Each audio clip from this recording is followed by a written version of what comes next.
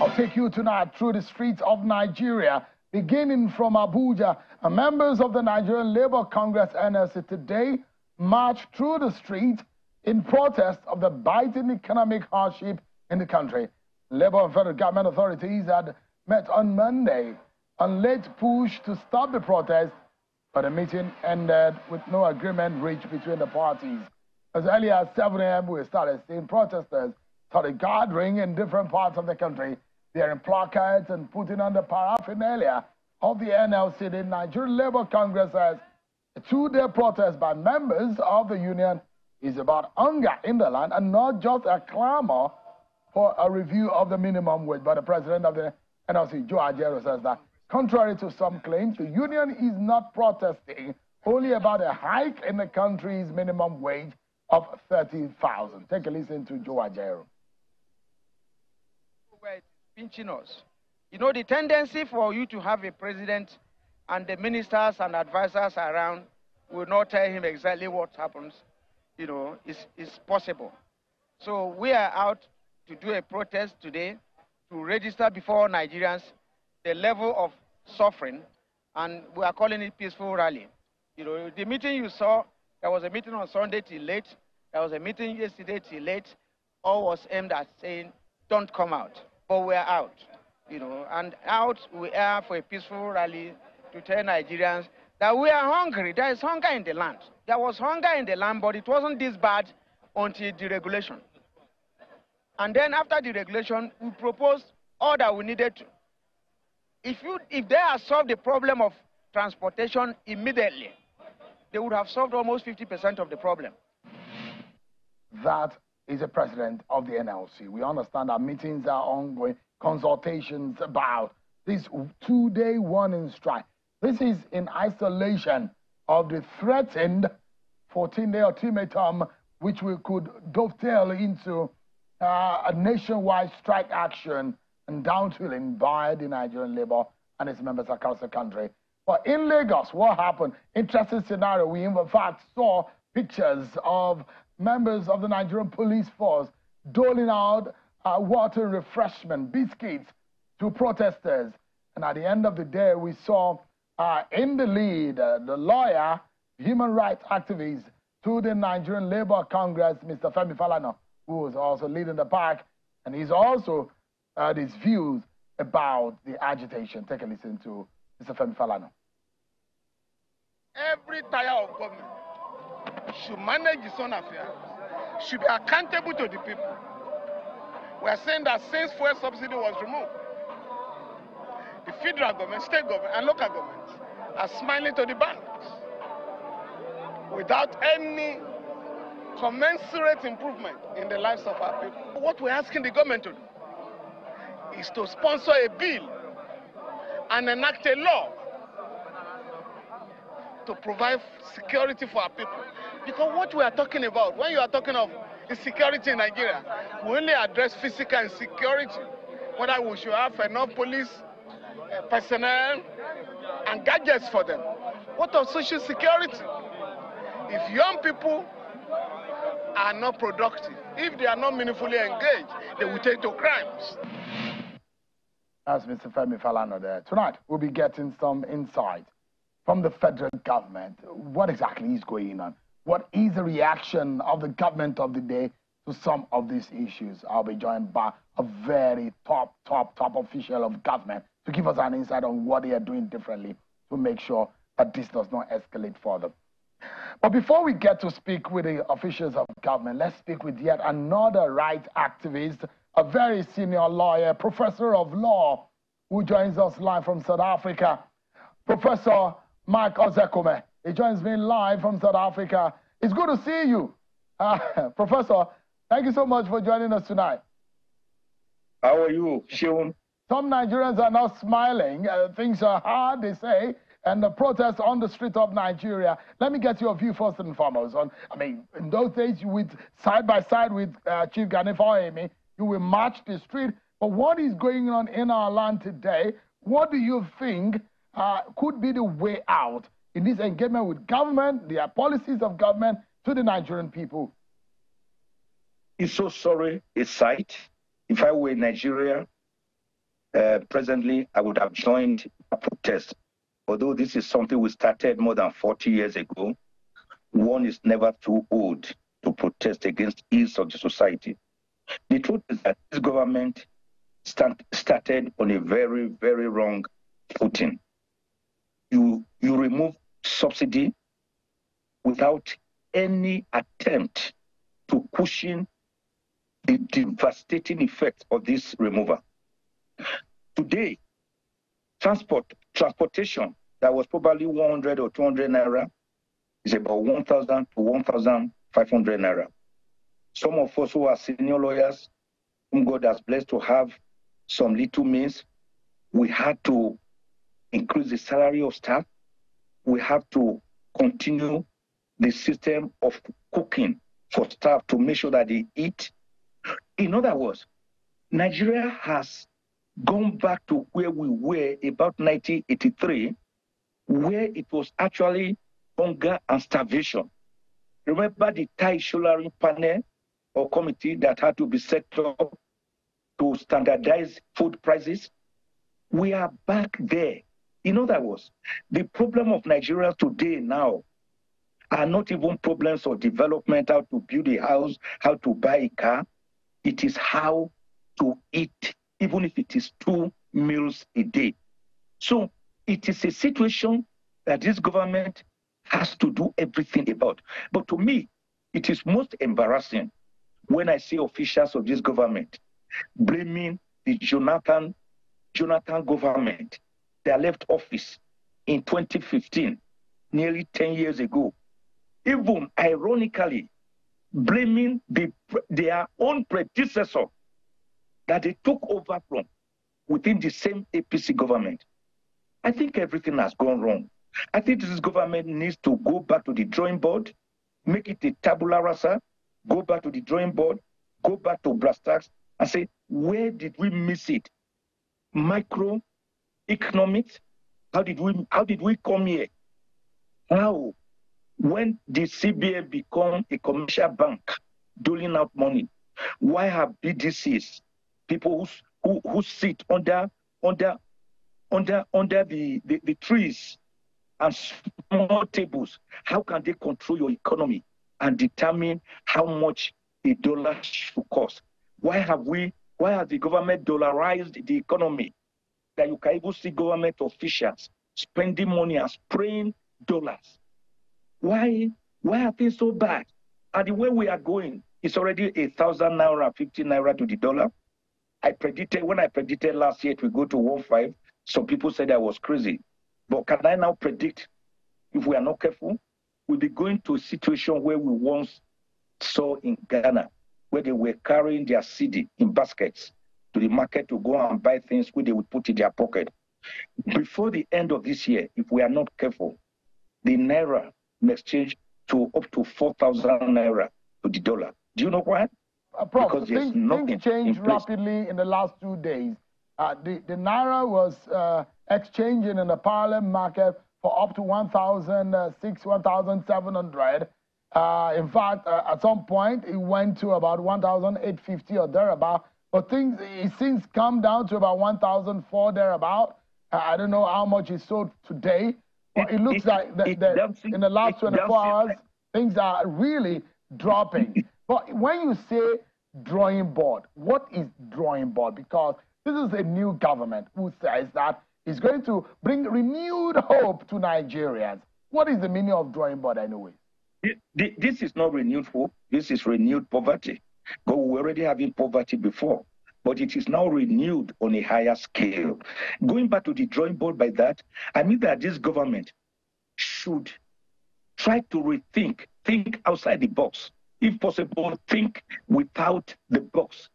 New innovations. Look at what is going on in Argentina and other countries. It was one great philosopher who said, if you continue to do things using the same methods by which you did them before, only a madman will do that. So this government cannot think that mere removal of oil subsidy was the magical wand we were looking for. And I knew it would not work.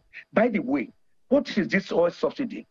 Because I still hear some people again saying the government has to remove oil subsidy. So when will this subsidy be removed finally? What is this subsidy? When does it stop? Why are we operating cloud case economy, what we call disarticulate economy of consuming what we do not produce and producing what we do not consume? That is what is going on. So what is this subsidy? When is it going to stop? What are the palliatives? What are the measures to cushion the effect? None in place. That is what I mean by government going back to the drawing board. They wanted to come to power. The people have given them power. But the people are now the ones demonstrating because they are hungry. And I was shocked to hear one government official saying these spontaneous demonstrations were sponsored. Sponsored by who? Do you think hunger knows politics? Hunger does not understand APC or PDP or Labour Party.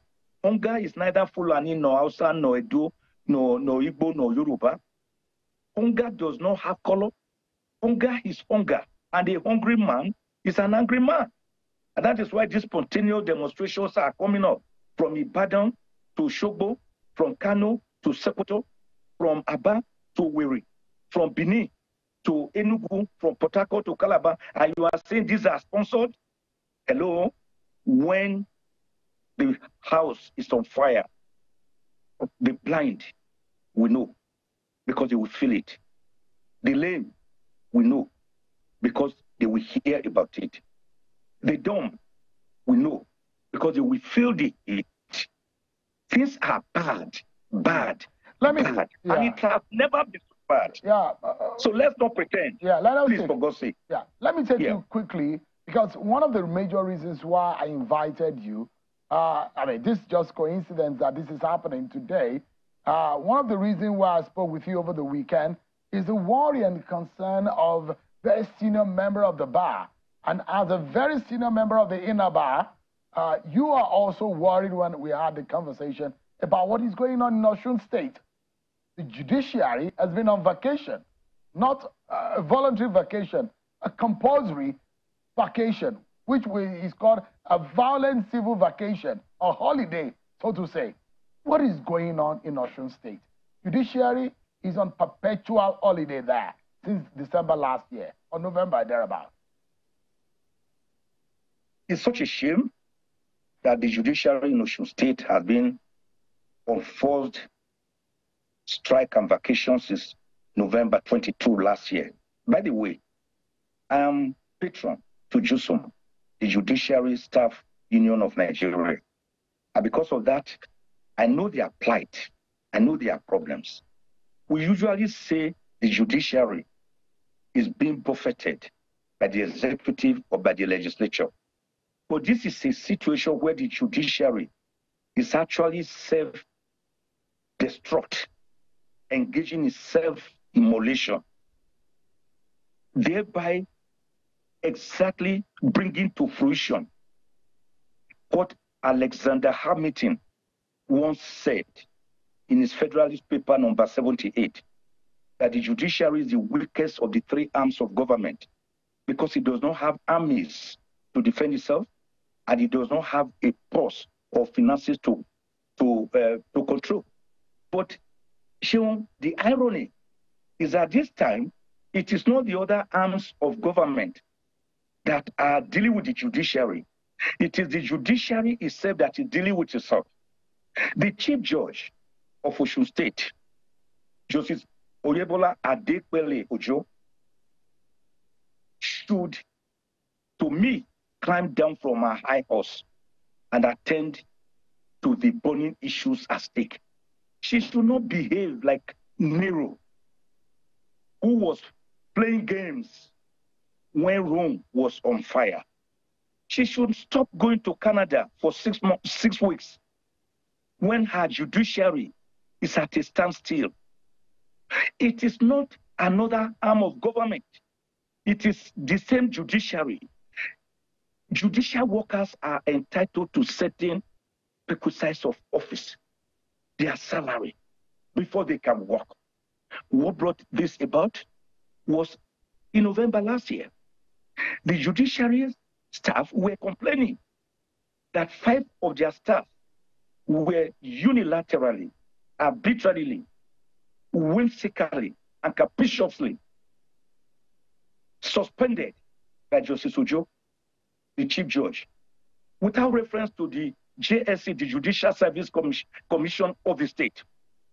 And of these 5 staff, 3 of them were arraigned before the Chief Magistrate Court, and they were discharged and acquitted. 2 other staffs were subjected to appearance before panels set up by the Chief Judge herself. The panels exculpated these 2 staff and recommended that they be recalled to their offices. But as I speak to you, the whole of these 5 staff have not still been recalled. Meanwhile, their salary is being paid innocently by the government, only for the staff to be commandeered to always take the salary and bring it and pay into the finance department of the High Court of Osun State. Now, so the judiciary workers started accusing the Chief Judge of high-handedness, of refusal to obey rule of law, and even of using religious divisiveness to sow seeds of discord amongst judges and staff, and between judges and judges within the state. They said wardrobe allowances are not given to judges. They said the library has not been functional since 2015, in spite of the fact that 12 million naira is remitted every month for the operation of the library. They said that a system of e-affidavit was started by the Chief Judge, found out to a private consultant, and that the private consultant remits only 250 naira per affidavit to the state government coffers, while 750 naira goes to where nobody knows. So they complain about this continuously, that there's no promotion, everybody is stagnated. Prof, sorry if I may jump in. 2 weeks ago, the governor, Demola Adeleke, sent out a release asking, giving 1 week for the Attorney General, the Secretary to the state government, to set up a small committee and ensure that these impasse is resolved immediately. And also, in that statement, the governor had also said that he put the Attorney General on notice and put the NJC on notice. Why is this going on in that state? And it does look like it's an impossible task to resolve this impasse. I tell you, Sheung, the truth is that there was a tripartite meeting based on the governor's own intervention. Because this thing is not about the government, about the executive, or about Governor Adeleke.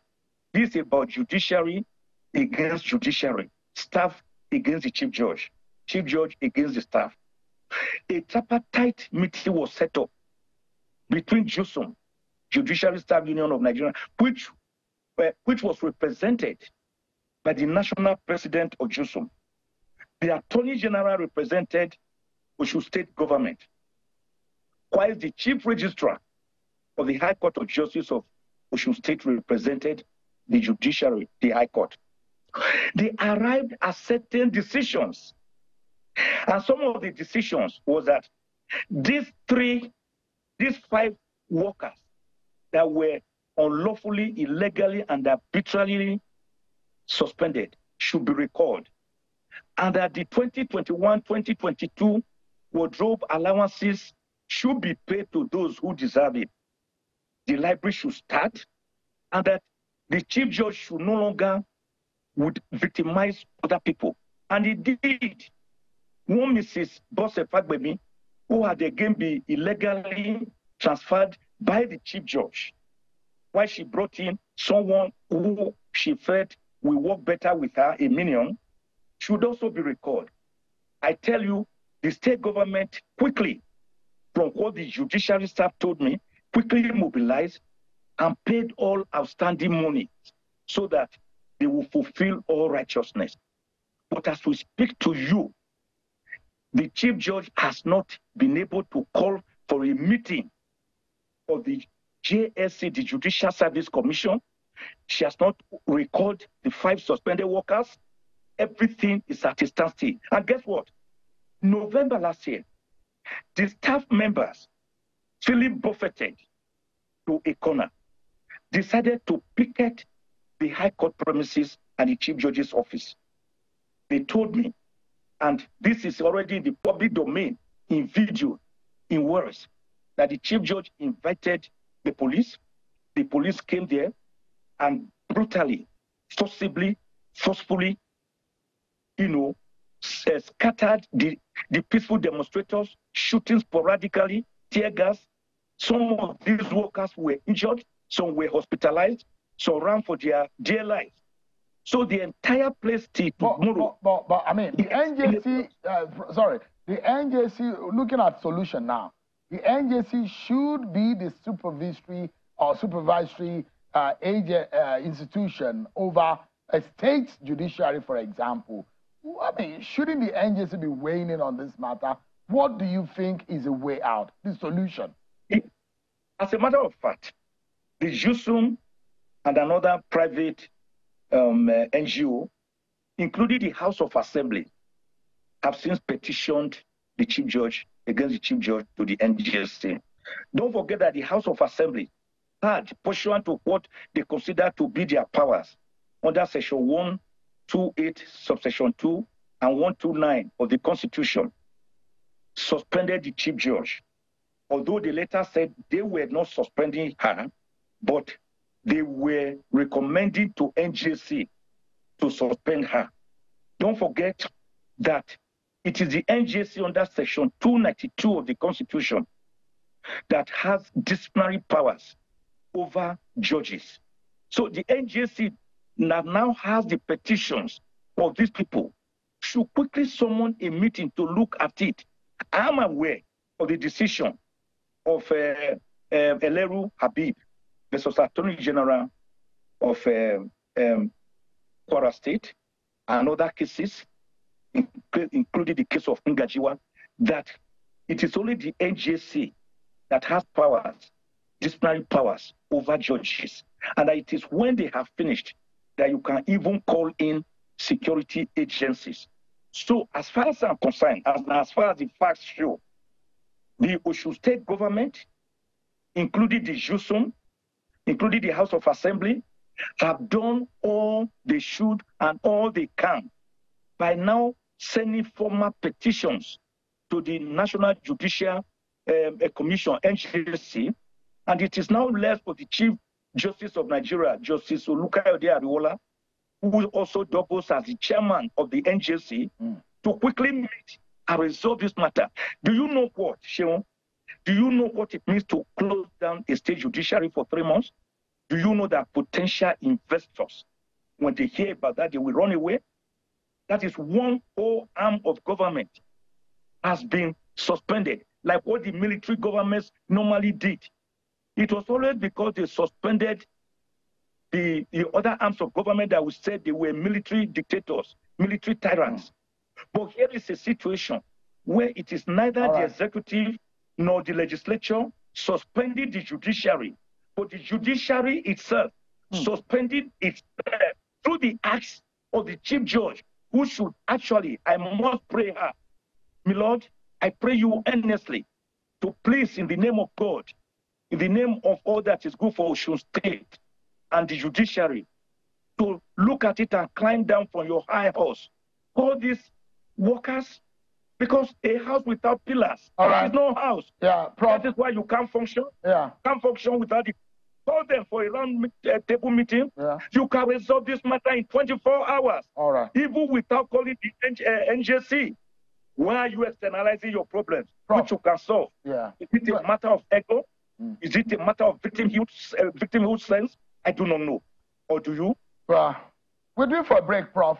But I must sincerely thank you. I know how passionate you are about the state of affairs, and as a patron of Osun, a lot of calls are coming on what has happened in the judiciary. All my life, I've defended the judiciary. I've defended the judiciary all my life. Everybody knows about that. Just Google Michael Ozekhome and add judiciary.